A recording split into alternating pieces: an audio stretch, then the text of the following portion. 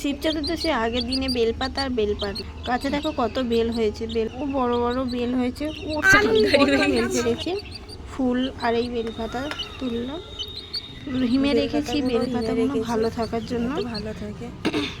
এখন তুলে নিয়ে যাবো এবার। তারপর আকন্দ গাছে ফুল দেখো কত ফুল হয়েছে, নিচ থেকে পারা যাচ্ছিল না, উপরে উঠতে পারতে হলো। তার মধ্যে চলে এলো কালো মুডুল, কত ফুল দেখো। মালাগুলো গাঁথতে শুরু করলাম, দেখো কত বড় বড় মালা করেছি, কত বোনের আর আমার। তারপর আমি আমার ঘরের ঠাকুরকে আগে সেবা দিলাম। দেখো এবার ফলগুলো ধুয়ে নেব, প্রসাদগুলো জোগাড় করলাম, সব একটা একটা করে ধুয়ে 4 ভাগে গুছিয়ে নিলাম।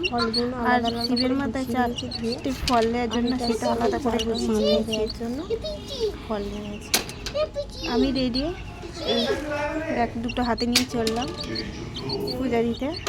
এদিকে কত ভিড় মন্দিরে, সবাই বসে গেছে, আমি গলে গলে ঠিক একটু জায়গা সাইডে বসে। তারপরে পিক তুলছিলাম সবার সাথে, এত ফোন দেখছিলাম, এত ফটো তুলছিলাম। একটা বয়স্ক দাদু বলছিল শুধু ফোন দেখছে এরা, ঠাকুরের নাম না জপ করে।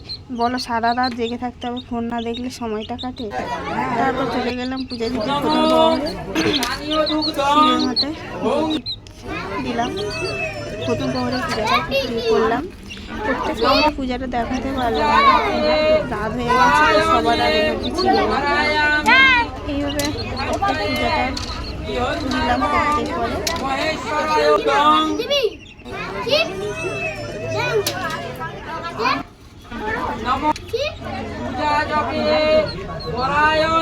বামনটা খুব ভালো করে পূজা করেছে, প্রত্যেককে প্রত্যেক মন্ত্র আলাদা আলাদা করে বলেছে।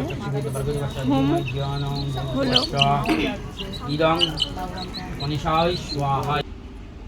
দেখো এটাই আমাদের শিব ঠাকুর, একটা পূজা হলো যেখানে। সবাই সুস্থ থেকো, ভালো।